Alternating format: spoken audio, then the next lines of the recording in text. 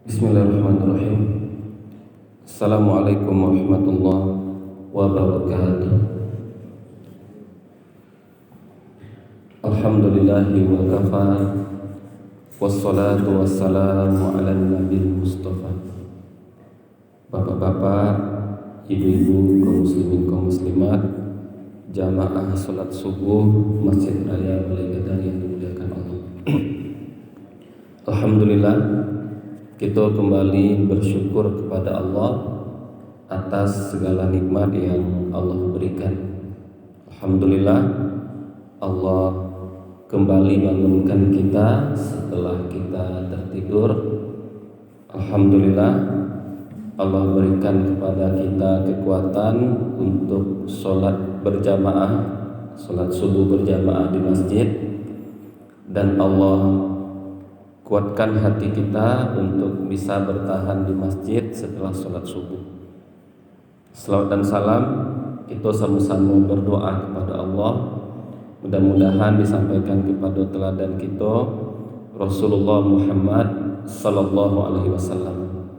Mudah-mudahan kita yang subuh kini ada di masjid, di akhirat nanti mendapatkan syafaat dari Nabi sallallahu alaihi wasallam.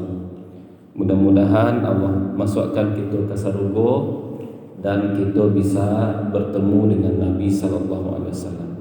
Amin amin ya rabbal alamin. Bapak Ibu kaum muslimin kaum muslimat, insyaallah pagi kini itu adalah pertemuan kita yang ketiga membahas, mengkaji, mentadaburi dan mengambil pelajaran dari surah Yusuf. Pertemuan pertama kita telah membahas ayat 1 sampai ayat 3. Hari Selasa petang kita membahas ayat ampe sampai ayat 6. Kalau boleh kita ibaratkan ayat ampe sampai ayat 6 itu adalah episode pertama dari kisah Nabi Yusuf. Itu episode pertamanya. Nabi Yusuf bercerita ke ayahnya kalau beliau bermimpi mencaliak sabale bintang, bulan, matahari sujud kepada beliau. Anak cerita ke ayah. Kemudian ayah Nabi Yusuf yang merupakan Nabi Yakub berpesan, la taqsus ru'yaka ala ikhwatika. Jangan ceritakan pula mimpiku kepada saudara-saudara engkau wahai Yusuf. Bisa jadi bekok mereka iri. Karena dalam hidupku inna syaitana lil insani aduwwum mubin. Ada setan yang menjadi musuh bagi manusia. Mimpiku mimpi rancak. Tahu dek saudara-saudara bekok iri mereka, dengki mereka. Dibisikkan yang indah-indah dek setan kepada mereka. Rancak mimpiku diamkan saja, tidak diceritakan. Dan di ayat ke-6, wa kadzalika yajtabika rabbuka wa yu'allimuka min ta'wilil ahadits. Seperti itulah Tuhan memilih engkau. Tuhan akan mengangkat engkau menjadi seorang nabi. Tuhan memilih engkau menjadi seorang rasul. Dan Allah juga akan ajarkan kepada engkau ta'wil mimpi, cara menafsirkan mimpi. Jadi itu di antara nikmat yang Allah berikan kepada Nabi Yusuf. Diangkat menjadi nabi dan rasul.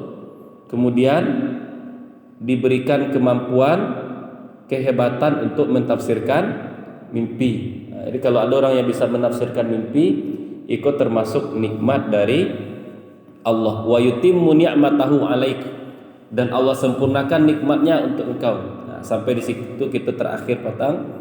Nikmat yang paling sempurna itu bukan nikmat harta, bukan nikmat kekayaan, bukan nikmat anak, tetapi nikmat yang paling sempurna adalah nikmat ketaatan.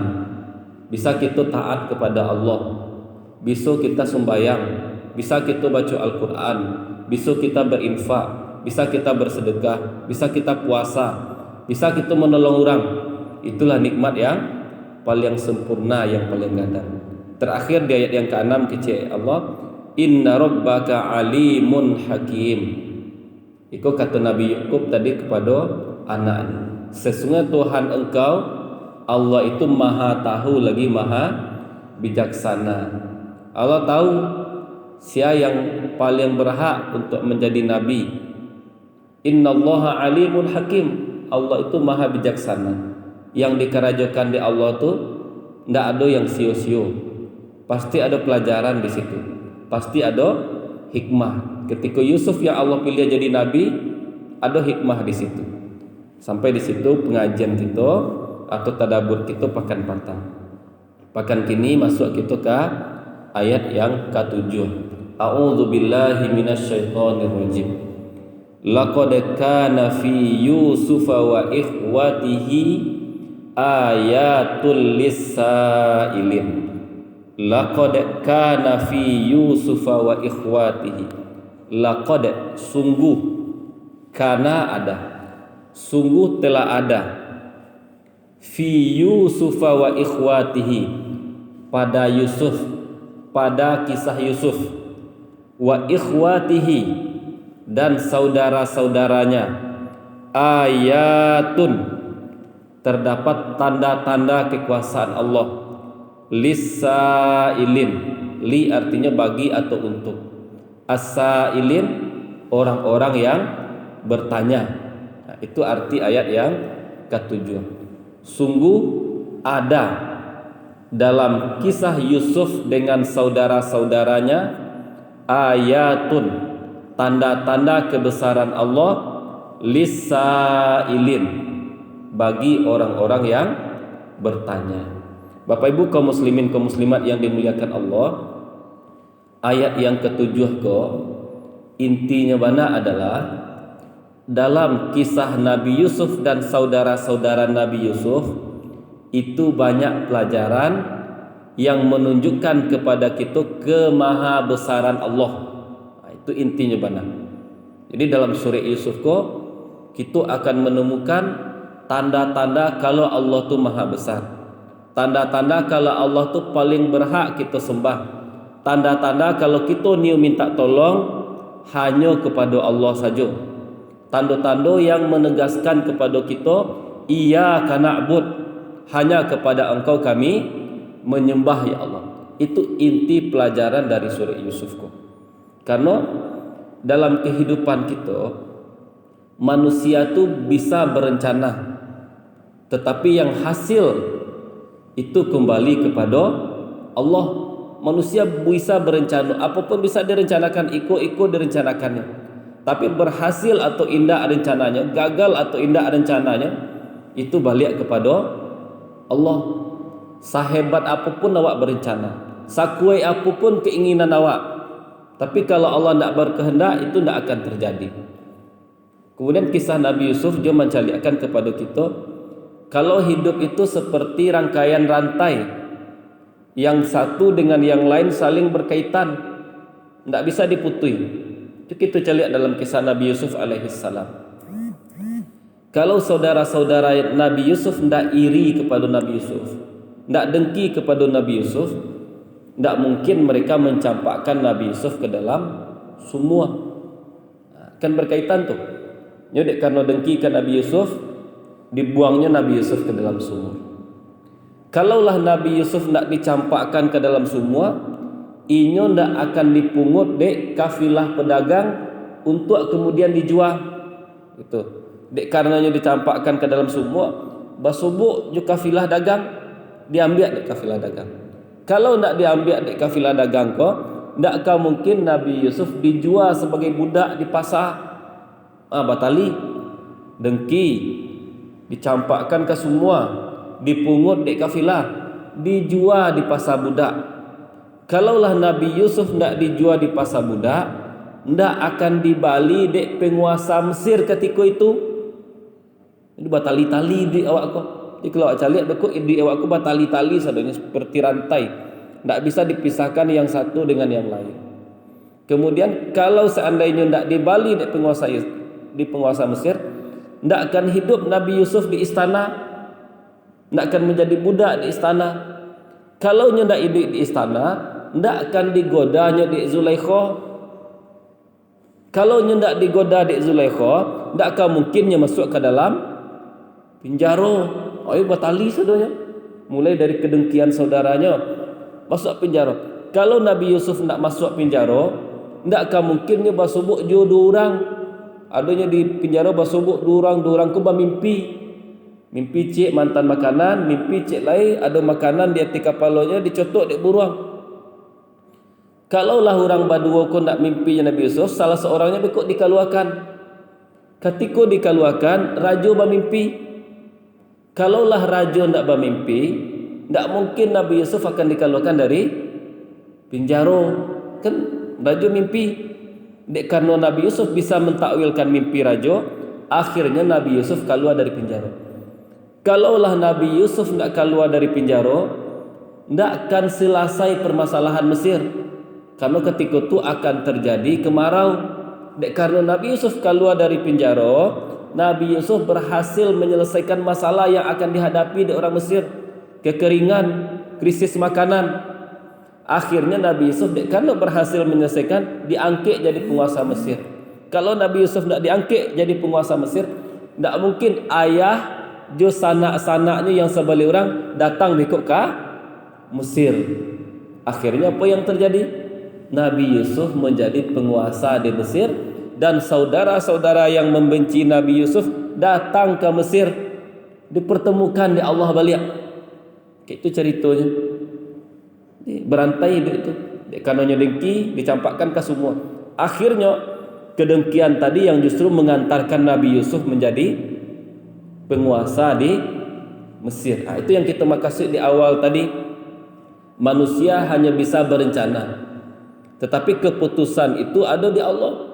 Manusia ingin mencelakakan Nabi Yusuf, ingin Nabi Yusuf jauh dari ayahnya, tapi kehendak lain ada pada Allah. Allah justru ingin mengangkat Nabi Yusuf menjadi penguasa di Mesir. Kalau tidak iri kawan-kawannya tidak dicampakkannya ke dalam semua, belum tentu Nabi Yusuf akan menjadi penguasa di Mesir. Itu ayat 7. Laqad kana fi Yusuf wa ikhwatihi ayatul lisailin. Dalam kisah Yusuf dan saudaranya ada tanda-tanda kebesaran Allah lisailin, bagi orang-orang yang bertanya. Kenapa ayat ke ditutik pula bagi orang-orang yang bertanya? Karena yang akan mendapatkan pelajaran, yang akan mendapatkan ilmu ku adalah orang yang nama bertanya, orang yang nama beraja. Bertanya kepada orang yang lebih tahu tentang kisah Nabi Yusuf, dengan bertanya kepada orang yang lebih tahu tentang kisah Nabi Yusuf, di situ akan dapat pelajaran dari kisah Yusuf. Makanya disebut isiko tanda-tanda itu bagi mereka yang bertanya, bagi mereka yang belajar. Tidak bertanyanya, tidak berajanya, tidak ketahunya pelajaran yang didapat dari kisah Nabi Yusuf. Maka dalam Al-Quran disebut fas'alu ahla dzikri in kuntum la ta'lamun. Bertanyalah kepada orang yang tahu jika kalian tidak tahu. Itu ayat yang ke-7. Masuk kita ke ayat yang ke-8. Idh qalu la yusufu wa akhuhu ahabbu ila abina minna wa nahnu usbah inna abana lafi dhalalim mubin. Disiko lah mulai setan membisiakkan yang indah-indah kepada saudara Nabi Yusuf. Ikoko kalau kita boleh katakan mulai ayat 8 ko ikut episode kedua dari cerita Nabi Yusuf. Episode pertama Nabi Yusuf cerita ke ayahnya. Episode kedua dari cerita Nabi Yusuf adalah saudara-saudara Nabi Yusuf rapi bermufakat untuk merencanakan suatu hal yang jahat, suatu hal yang tidak elok bagi Nabi Yusuf. Itu episode kedua. Ikut judul dari ayat yang 8, ayat 9, ayat 10. Rencana jahat dari saudara-saudara Nabi Yusuf. Apa kata mereka? Idh qalu, dan ingatlah ketika mereka berkata. Qaluku artinya mereka berkata. Yang berkata di situ siapa? Saudara-saudara Nabi Yusuf yang 10. Kita lah sabit petang. Nabi Yusuf tu 2 le bersaudara. Yang Nabi Yusuf berdua seayah dan seibu. Kemudian yang 10 lain adalah yang seayah. Ayah mereka Nabi Yakub, ibunya beda-beda. Jadi yang mengatakan ikoko adalah 10. iz qalu, dan ingatlah ketika mereka berkata, saudara Nabi Yusuf yang 10, apa katanya? La Yusufu wa akhuhu ahabbu ila abina minna. La Yusufu, sungguh Yusuf itu, wa akhuhu, dan saudaranya, yang acuk itu dengan namanya Bunyamin. Sungguh Yusuf dan saudaranya yang bernama Bunyamin, ahabbu ila abina minna. Ahabbu itu lebih dicintai, ila abina, oleh ayah kita, minna, daripada kita. Nah, inilah mulai cemburu. Wa nahnu usbah, padahal kita ini adalah sekelompok orang yang banyak. Inna abana lafi dhalalim mubin, sungguh ayah kita, inna abana lafi dhalalim mubin, fi dhalalim mubin, benar-benar dalam dhalal di situ artinya kekeliruan, kesalahan, mubin artinya nyata. Sungguh ayah kita dalam kekeliruan yang nyata. Maksudnya apa? Ini mencari dalam kehidupan ayah mereka Nabi Yakub lebih sayang kepada Nabi Yusuf dan saudara-saudaranya daripada mereka. Kemudian iku anak durhaka ko, inna abana lafi dhalalim mubin, ayah kita yo bana-banalah salah katanya. Nah, iku mengindikasikan kalau mereka yang 10 ko adalah anak yang agak kurang menghormati ayah mereka. Dituduhnya ayahnya melakukan kesalahan. Kok dituduh ayahnya melakukan kesalahan? Dek karena mereka mencari ayahnya lebih senang kepada Yusuf, lebih sayang kepada Yusuf dan saudara-saudaranya. Nah, wajar saja kita sampaikan petang. Ayahnya kok sayang kepada Yusuf dan saudara Yusuf cilai. Dek karena dalam sejarah itu disebut ibu Nabi Yusuf kok tidak lama setelah melahirkan anak Nabi Yusuf, ibunya meninggal. Jadi Nabi Yusuf jo adiknya kok ibunya meninggal, sementara saudara-saudaranya yang lain ibunya masih ada. Jadi salah satu faktor yang menyebabkan Nabi Yakub sayang kepada Yusuf dan saudaranya, karena Yusuf tidak punya ibu lah, nyepiatu ayahnya sado. Makanya agak balabia sayang Nabi Yakub kepada Nabi Yusuf. Nah, cuman itu yang menjadi masalah adik saudara-saudara Nabi Yusuf. Awak aku yang selama aku menolong ayah awak aku gadang-gadang, awak aku banyak, tapi ayah lebih senang kepada Yusuf. Nah, disitulah mulai setan membisik-bisik.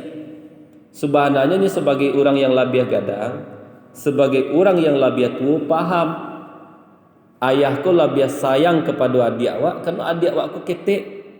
Di samping adik awakku ketek, ibunya ndak ada. Biarlah ayah lebih sayang kayaknya. Awak lah gadang-gadang, ibu awak masih ada. Wajar saja awak lah dipalape di ayah awak. Wajar saja perhatian ayah awak lah kurang kepada awak. Itu sepertinya yang ada dalam kehidupan orang bersaudara.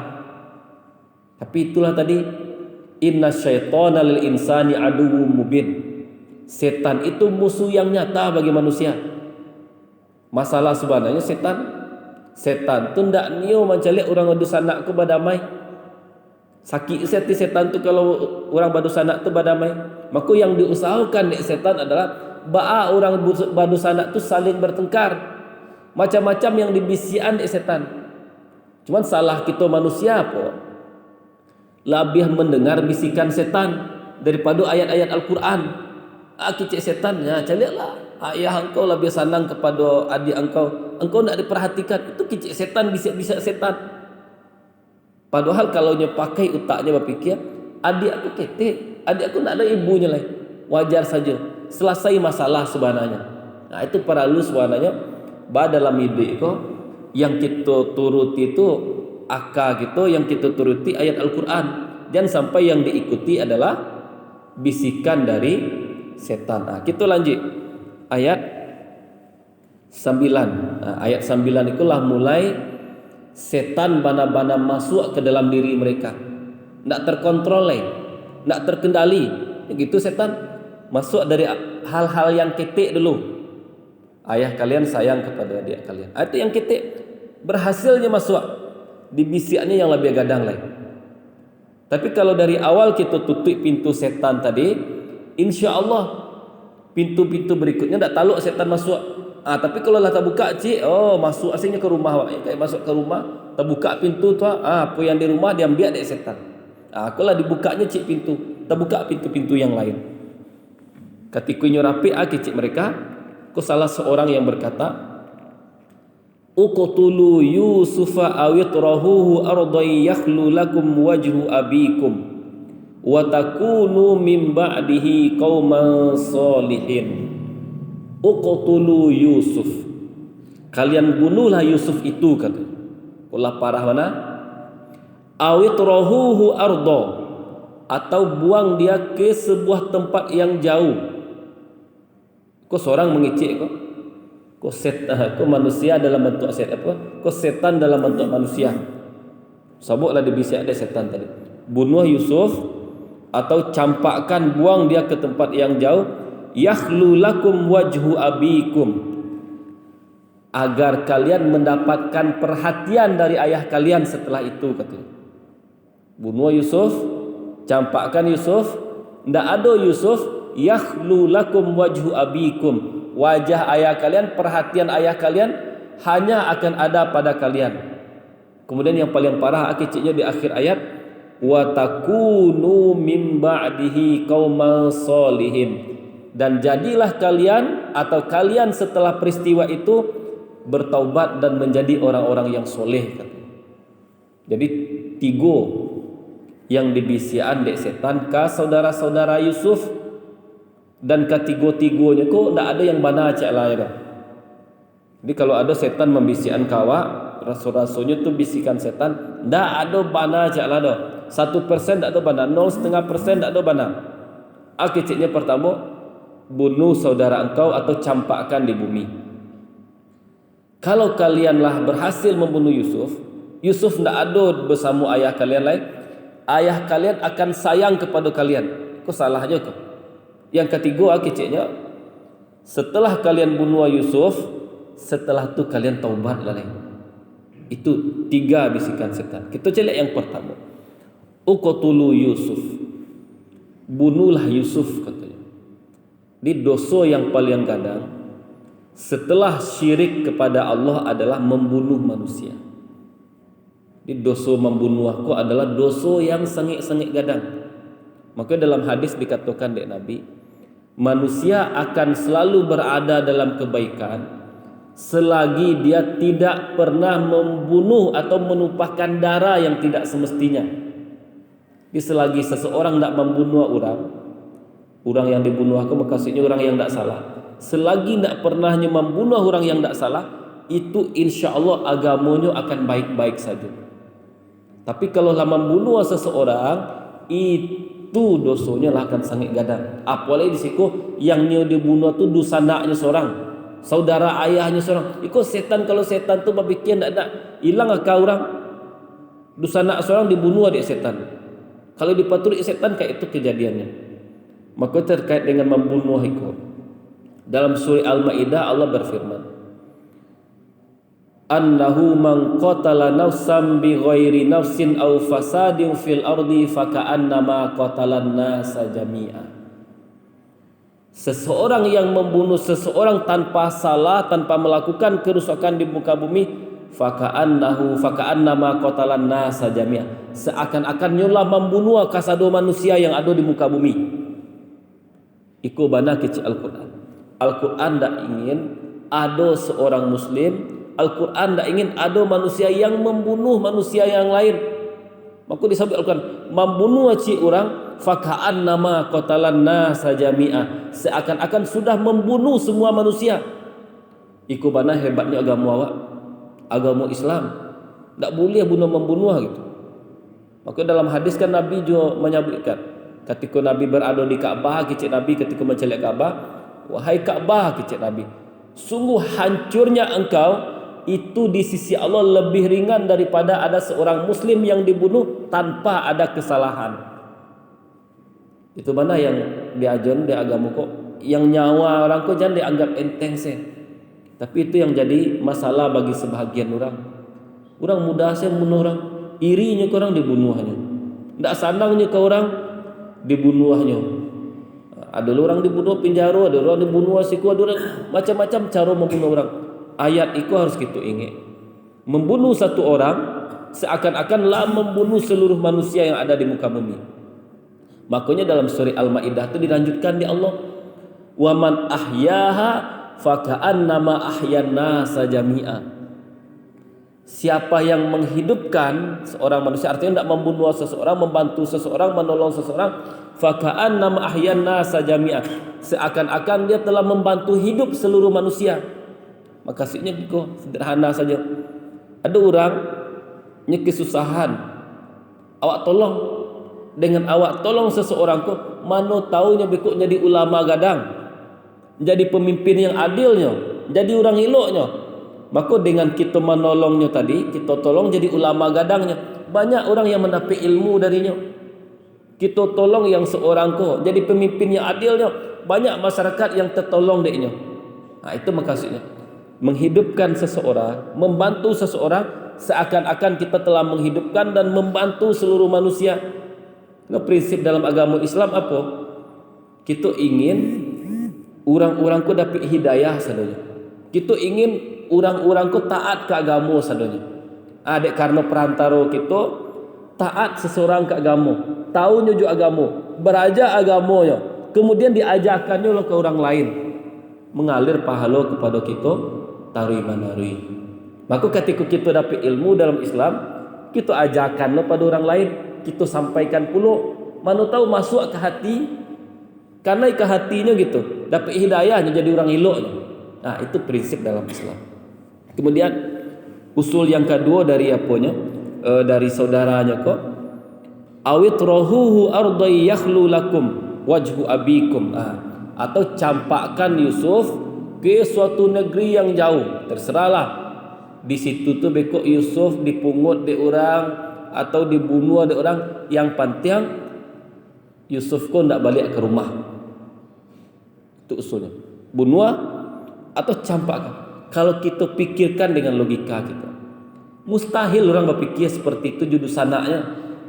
Dusana seorang dibunuhnya, dusana seorang dicampakkan ke jauh. Maka Ibnu Ishaq itu mengatakan ayat 9 ko yo bana-bana perangai yang sangat buruk. Perangai yang bana-bana buruk. Yang pertama coba kita bayangkan. Dalam ayat 9 ko memperlihatkan kedurhakaan mereka kepada ayahnya. Mereka ko anak-anak durhaka.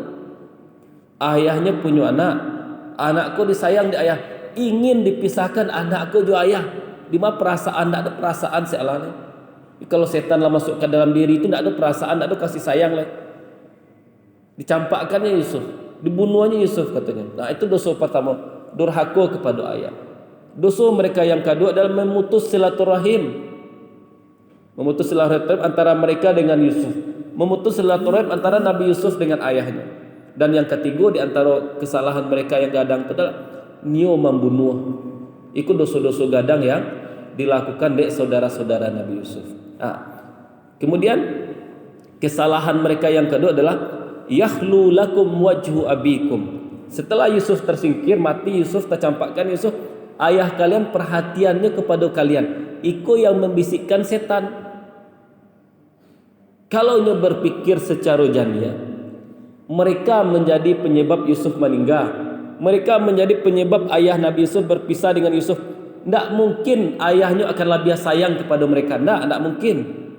Ayahnya pasti akan berang kepada mereka. Dek karena kalian Yusuf hilang. Dalam video gitu, ada anak misalnya, kemudian adiknya kok cilaku deknya.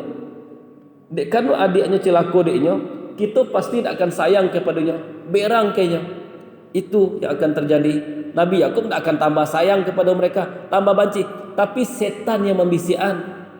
Ide-ide dari setan pun ada yang mana. Hilang Yusuf, tidak ada Yusuf. Ayah kalian sayang kepada kalian itu. Tidak mungkin seperti itu. Kemudian di akhir ayat keceknya, wa takunu mim ba'dihi qauman solid. Ikut bisikan yang salah pula dari setan. Kalian bunuh Yusuf, hilang Yusuf, kalian habis itu bertaubat. Itu bukan, kalau ulama itu mengatakan taubat itu adalah dari dosa yang tidak direncanakan. Taubat itu adalah dari dosa yang tidak sengaja.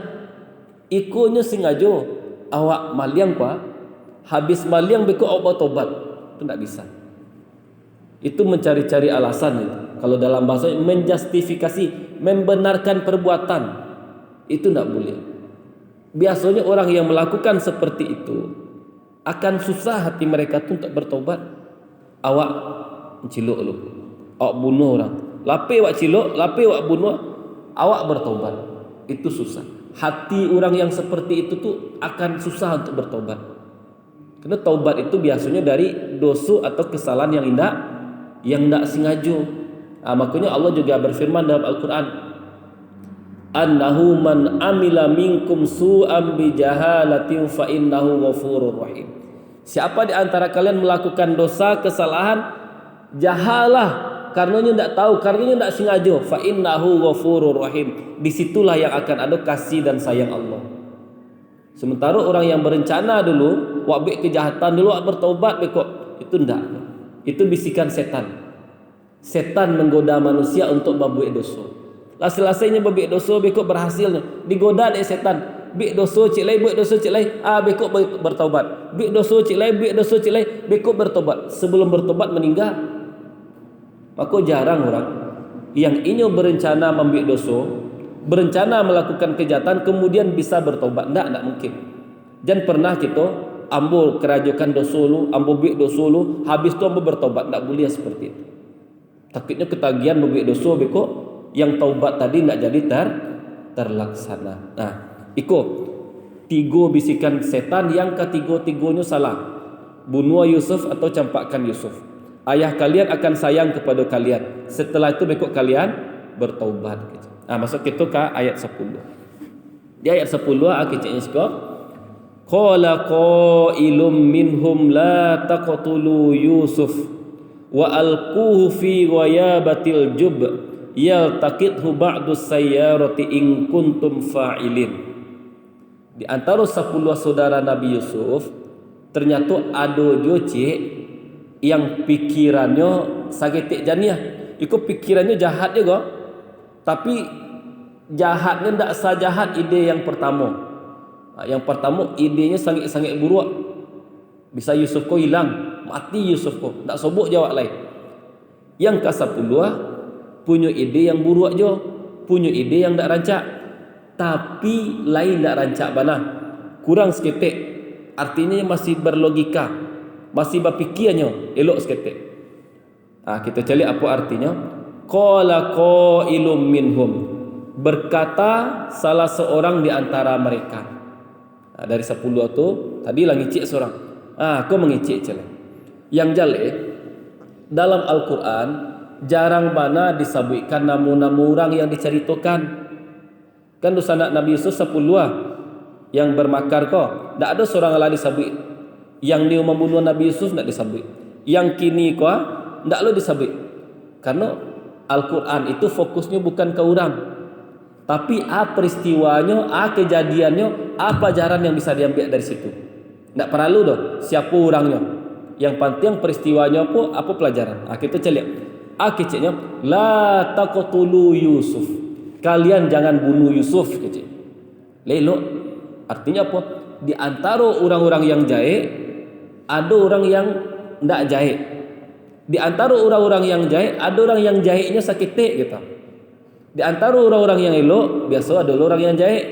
Di antara orang-orang yang elok bana ada orang yang eloknya sakitik. Akhirnya wa alquhu fi ghayabatil jub. Jangan bunuh Yusuf tapi masukkan dia ke dalam dasar sumur. Jangan kalian bunuh Yusuf, tapi cukup kalian masukkan Yusuf ke dalam dasar sumur. Kemudian keciknya masukkan yaltaqithu ba'du sayyarati. Kemudian Yusuf yang berada di dalam sumur yang dalam tadi akan dipungut oleh para pedagang. In kuntum fa'ilin, jika kalian benar-benar ingin mencelakai Yusuf. Jadi ayat 10 iko memberikan pelajaran kepada kita. Di antara orang-orang yang jahil Ada orang yang punya hati nurani, kadang tak sado yang jahit begitu. Atau kalaupun jahit sadonya, ada yang jahit bana, ada yang kurang jahitnya. Di lingkungan masyarakat gitu, di lingkungan seburuk-buruknya masyarakat, tetap di situ ada orang yang elok. Mungkin kita bekuk baca dalam sirah Nabawiyah di Makkah tuh, orang kan banyak zolim. Sebelum Nabi Muhammad diutus, orang jahit sadonya. Orang kaya menindas yang miskin, orang kuat menindas yang lemah. Kemudian pernah suatu kejadian, ada seseorang ini jualan menggalih, diambilnya barang dari seseorang, dijanjikannya kan dibayar, tapi tidak dibayar-bayar dari orang tu dah. Baranglah diambil, painya kakak dekat Kaabah, makiat-makiatnya. Ambo jual barang kasih anu, tapi baranglah diambil, piti nak diagian kamu dah. Ambo minta tolong, ambo minta tolong, ambo minta tolong gitu. Dalam seketika berkumpullah orang-orang di Makkah. Tujuannya untuk apa? Untuk menyelesaikan masalah kau. Orang yang ngambil barang tadi mengembalikan barang. Kalau nyendak dia mengembalikan berarti harus bayar gitu. Yang jelas hak orang yang terzalimi itu harus dikembalikan. Maka berkumpullah orang-orang Makkah itu, mereka membuat sebuah perjanjian namanya Hilful Fudul. Nah, perjanjian untuk membela orang-orang yang tertindas. Maka kita apa? Masyarakat Mekah itu kan jahit-jahit tadi sado tu. Zolim-zolim sadonya. Tapi di tengah-tengah kondisi seperti itu, hati nurani mereka masih ada. Masih ingin mereka menolong orang yang terzolimi. Masih ingin mereka agar hak-hak orang yang diambil itu bisa dibalikkan. Itu ayatnya. Kemudian keciknya wa alquhu fi ghayabatil jub. Kalau tadi kan ingin dibunuh, ingin dicampakkan Yusuf.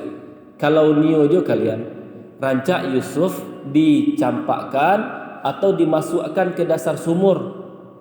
Sumur itu bukan sumur kayak sumur awak. Kalau semua awak tu kan semua sekian apa dicampakkan di Arab zaman dahulu tu ada semuanya gadang. Semuanya gadang, di tengah-tengahnya baraya, di tapinya batana atau bapasir, bisa duduk, bisa tagak situ. Jadi bukan dicampakkannya Nabi Yusuf kaya kemudian payahnya tidak, tapi semua gadang, tengah-tengah ada air, di tapi-tapinya tu bisa duduk, bisa tagak situ. Itu yang mereka lakukan. Kalau ni aja kalian taruh si Yusuf di situ. Yaltaqithu ba'dus sayyarati. Beko orang-orang yang berdagang, mereka lewek di situ, ketika mereka minum, nampak Yusuf di situ, dek mereka diambilnya Yusuf. Terakhir akhirnya in kuntum fa'ilin. Jika kalian benar-benar ingin mengerjai Yusuf, sebenarnya akhir ayat ikoko untuk mengingatkan kawan-kawannya, in kuntum fa'ilin, jika kalian bana-bana ingin melakukan Yusuf, ikoko untuk membuat mereka supaya ragu. Jadi bukan untuk mereka tambah yakin supaya membuang Yusuf, tapi kalau kalian bana-bana ingin membunuh Yusuf, kayak itulah tujuannya itu supaya Yusuf tidak dibunuh, supaya Yusuf tidak dicampakkan ke semua. Makanya katanya in kuntum fa'ilin, jika kalian bana-bana tidak punya sayang ke Yusuf lah, ikut selah di karajuhan kecilnya. Jadi itu. Jadi di antara orang yang jahit masih ada orang yang elok. Barangkali pagi kini kita cukupkan sampai ayat 10. Ayat 10 itu adalah episode yang kedua, ketika saudara-saudara Nabi Yusuf merencanakan keburukan untuk Nabi Yusuf. Mudah-mudahan apa yang kita sampaikan tadi bisa kita ambil pelajarannya, bisa kita terapkan dalam hidup kita. Yang paling penting adalah jangan sampai kita agak pintu ke setan untuk masuk ke dalam diri awak. Jangan sampai awak bukakan pintu setan untuk masuk ke hati awak. Kalaulah masuknya sekali, hati tadi bisa diberantakannya. Kalaulah masuk setan ke dalam diri kita, bisa jadi otak kita tidak lagi berfikir secara janiah. Barangkali itu yang kita sampaikan. Terima kasih atas perhatian kita bersama. Mohon maaf atas segala kekurangan. Subhanakallahumma wa bihamdika asyhadu an la ilaha illa anta astaghfiruka wa atubu ilaik. Wassalamualaikum warahmatullahi wabarakatuh.